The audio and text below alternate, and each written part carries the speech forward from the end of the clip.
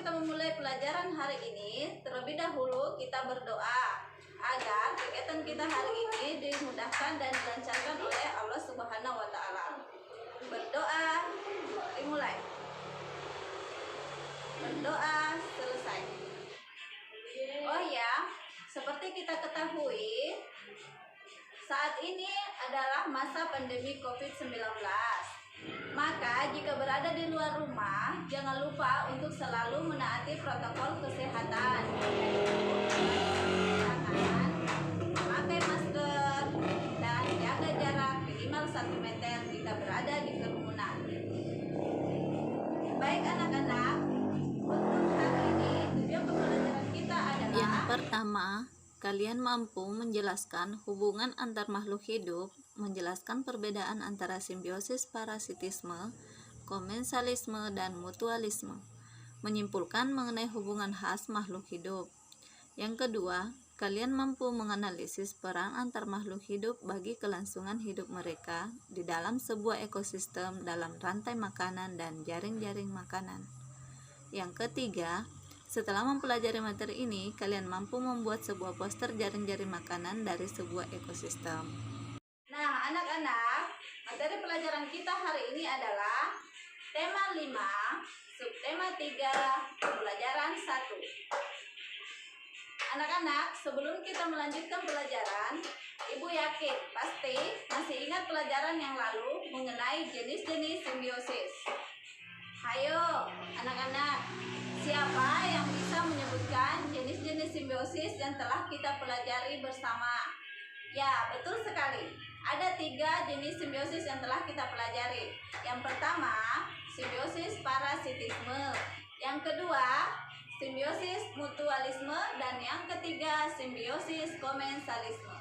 Untuk memperdalam pemahaman kita tentang materi hari ini, silahkan simak video berikut. Saling ketergantungan antar makhluk hidup. A. Hubungan antar makhluk hidup. Simbiosis adalah hubungan khas dua makhluk hidup yang berbeda. Hubungan tidak selamanya menguntungkan. Ada 3 jenis simbiosis yang kita pelajari. Yang pertama, simbiosis mutualisme, kedua, simbiosis komensalisme, dan ketiga, simbiosis parasitisme. Simbiosis mutualisme adalah hubungan dua makhluk hidup berbeda jenis yang saling menguntungkan. Contohnya pada kupu-kupu dan bunga. Simbiosis komensalisme adalah hubungan dua makhluk hidup berbeda jenis yang satu menguntungkan dan tidak merugikan yang lainnya. Contohnya pada ikan hiu dan remora. Simbiosis parasitisme adalah hubungan dua makhluk hidup berbeda jenis yang satu menguntungkan dan merugikan yang lainnya. Contohnya tali putri dan inangnya.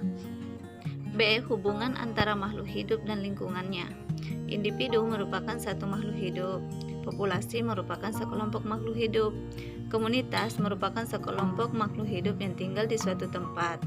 Sedangkan habitat merupakan tempat hidup makhluk hidup. Ekosistem adalah tempat berlangsungnya saling ketergantungan antar makhluk hidup dan lingkungannya. Ekosistem dibagi menjadi 2, yaitu ekosistem alami dan ekosistem buatan.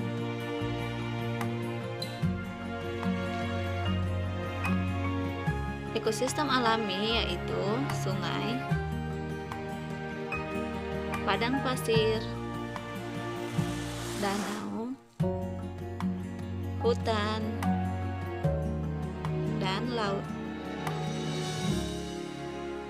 Ekosistem buatan yaitu sawah, kebun, kolam, taman, dan akuarium. 1. Hubungan antara hewan dan tumbuhan. Hewan butuh tumbuhan untuk makan. Hewan butuh oksigen yang dihasilkan tumbuhan untuk bernapas. Untuk fotosintesis, tumbuhan membutuhkan karbon dioksida dan zat-zat tertentu dari kotoran dan bangkai hewan.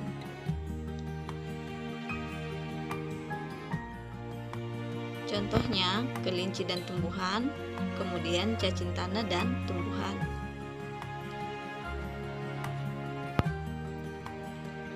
Yang kedua, rantai makanan. Rantai makanan merupakan peristiwa makan dan dimakan pada beberapa makhluk hidup. Contohnya, pada ekosistem sawah, tikus memakan padi, tikus dimakan oleh ular, ular dimakan oleh elang, setelah elang mati, diuraikan oleh jamur dan kembali ke tumbuhan. Selanjutnya adalah jaring-jaring makanan.